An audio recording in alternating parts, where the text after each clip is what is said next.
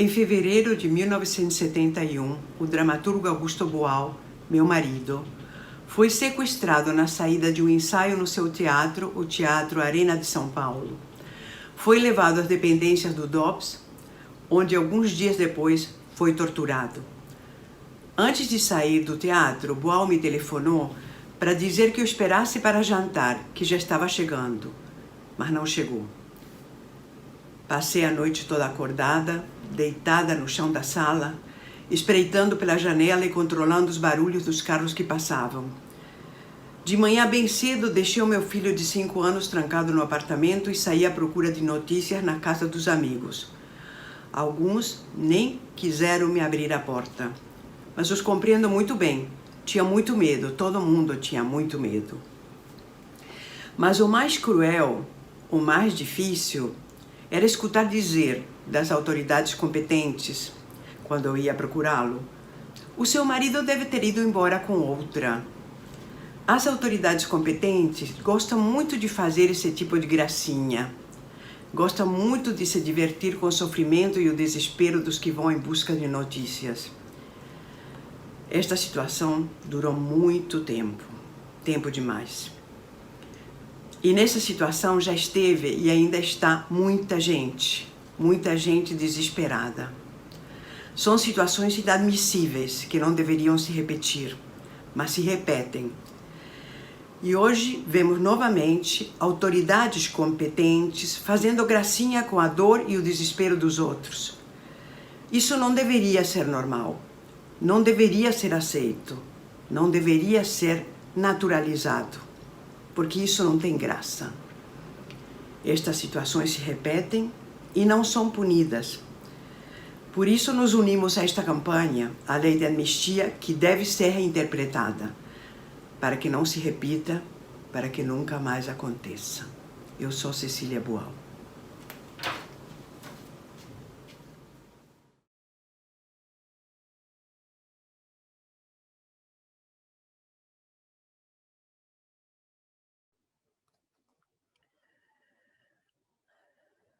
Todos nós temos de ser virtuosos, praticar todas as virtudes, especialmente a mais alta, a justiça. E o que é a justiça? Alguns dizem que é a igualdade, mas esses se equivocam. A justiça é a proporcionalidade. Seria injusto dar a pessoas desiguais partes iguais. Seria igualmente injusto dar a pessoas iguais partes desiguais. O justo, pois, é a proporcionalidade. E quais são os critérios da proporcionalidade? Alguns pensam que se deve partir de princípios ideais, românticos, e descer até a terra, mas esses idealistas estão equivocados. Os critérios da desigualdade estão na própria realidade. E devemos buscá-los empiricamente na nossa própria vida social e verificar quais são as desigualdades reais e nelas basear a nossa justiça. Assim, realisticamente, vendo o mundo tal qual é, percebemos a existência de ricos e pobres, homens e mulheres, senhores e escravos.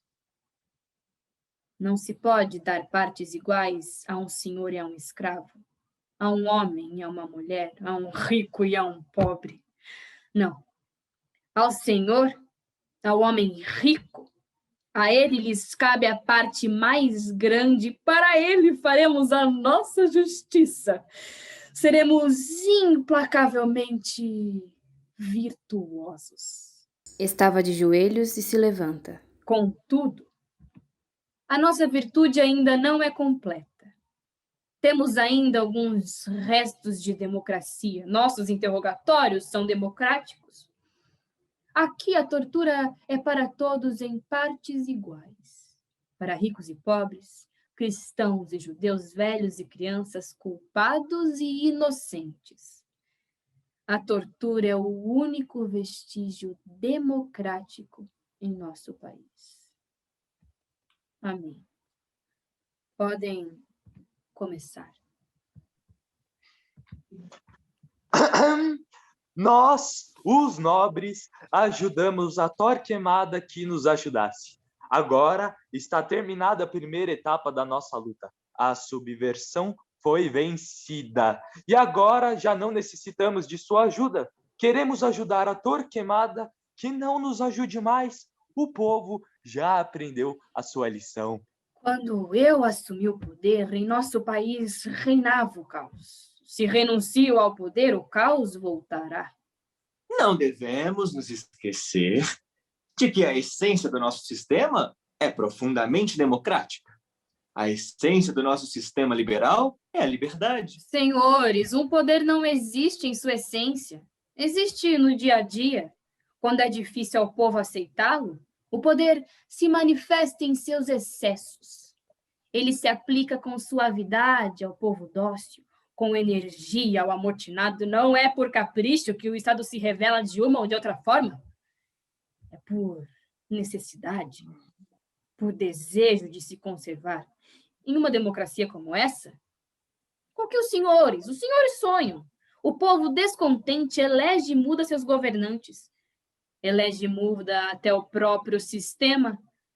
Mas num sistema como esse em que vivemos, a impopularidade do governo se vê compensada pela sua força. Os excessos de um sistema são a sua verdadeira essência. E se os senhores lutam pelo retorno da antiga lei, não estarão lutando somente contra os excessos do meu poder, mas contra o poder em si. Para defendê-los, devo eu exercer o meu poder contra todos? Ah, mas não contra nós mesmos. Paulo, o nosso amigo, está preso, acusado de uma suspeita de dúvida. Nós somos seus amigos e suas testemunhas. Podemos afirmar que Paulo jamais teve um pensamento contrário ao próprio Deus. Paulo será ouvido em tribunal. Se não ficar provada sua culpa, será libertado. Por sua honra, oferecemos a nossa honra. Ninguém é menos perigoso do que Paulo. Existem casos incríveis. Nós estávamos buscando um certo Lucas perigoso, assaltante, terrorista. Eu confiei a sua caça ao meu melhor cardela, ao mais canino. Lucas era o seu nome de guerra. Quando conseguiu prendê-lo, qual não foi a sua surpresa? Lucas era seu próprio filho. Todos os dias jantavam juntos, todas as noites se diziam boas noites. Casos como esse se aconteceram em demasia. Esposas inocentes de esposos terroristas, irmãos, parentes, vizinhos. É preciso ter cuidado. É preciso duvidar sempre, sempre. Até mesmo de nós mesmos. Eu quase diria que podemos exigir a sua liberdade. O poder que agora tem o padre Torquemada, ele só o tem para defender os nossos interesses. E Paulo é nosso. Eu o libero com uma só condição. Bem, por sua honra oferecemos a nossa honra. Por sua vida, exijo a vossa. Por sua liberdade, vossa liberdade. Mas e essa agora? Assim será? Os senhores afirmam que Paulo é inocente? Muito bem. Ele vai ser julgado do mesmo modo, mas a partir de hoje estará livre. Ficam os senhores em seu lugar. Como é inocente, não há problema. Os senhores serão libertados quando se prove a sua inocência. Mas se prova a sua culpa, os senhores serão condenados. Não, nós pensamos melhor e queremos que, uma vez mais, o padre Torquemada tenha razão. Com vossa licencinha... Fiquem. Está ficando muito tarde. Os senhores estão presos. Sim, à prisão. Os frades saltam em semicírculo apontando suas armas. Mas eu posso libertá-los com uma só condição. Bom, nos diga qual seria? Libertarei aqueles que aceitem ser testemunhas de acusação contra o vosso irmão Paulo. Isso não aceitaremos nunca. Bem, um momento. Antes, precisamos saber quais são as suas razões. Nós acreditamos que Paulo é inocente, mas também cremos no nosso bom padre. Uhum.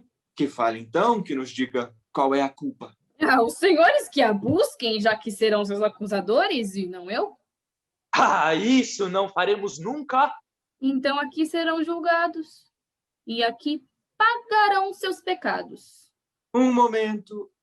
A verdade é que todos nós temos alguma culpa, sim, inclusive Paulo. Se ele está preso, alguma coisa deve ter o feito. Talvez seria que ele era liberal demais, né? Se ele manifestou alguma dúvida, isso já é uma culpa. Eu creio que ele deve responder por ela. Eu mesmo devo confessar que ele sempre me dizia que era necessário analisar todas as sentenças para evitar injustiças. Essa é uma culpa de bom tamanho. Ele sempre duvidou se nós tínhamos direito à riqueza, enquanto existe a fome. Enorme culpa! E, além disso, ele nunca esteve de acordo em dar ao nosso querido e bom padre Torquemada todo o poder que agora o tem. É uma culpa imensa, imensa. Ele dizia que Torquemada só deveria exercer o poder militar, porque o poder político competia a nós. E é evidente que ele não compreendia que, no fim das contas, se trata do mesmíssimo poder. Paulo é culpado. Paulo é culpadérrimo. Culpabilíssimo. Estão em liberdade. Quem será bastante meu amigo para ir comigo no caixão? Quem? Torquemada e Paulo. O padre ceia enquanto Paulo é torturado por frades armados. Os dois conversam como se tratasse de uma conversação perfeitamente normal, cotidiana. Paulo está pendurado em uma espécie de cruz, de cabeça para baixo, e os mesmos padres que o torturam servem à mesa de Torquemada, o vinho, as iguarias, e com igual impassividade, os dois rituais, tortura e ceia, se confundem. A tortura está muito desacreditada hoje em dia. Devemos restabelecer a sua dignidade, eu digo. Dizem que o torturado é capaz de confessar até mesmo o que não fez. Muito bem, mas o torturador consciente não aceita uma declaração sem provas. A confissão é o começo do processo e não o seu término. Torturar significa vencer certas resistências morais, ideológicas ou afetivas que põem o paciente em estado espiritual contrário ao do inquisidor. Vencidas essas resistências muito compreensíveis, o paciente estará pronto a mostrar a sua boa vontade, sua cooperação. Eu não digo que não seja eficaz, mas eu questiono seu caráter humano. Eu, ideologicamente, penso como o senhor. Comprei até mesmo muitas ações na bolsa desde que o senhor assumiu o poder. Mas eu questiono o aspecto humano. E o que é humano? Humano é tudo aquilo que fazem os homens. Por acaso não serão humanos os canibais?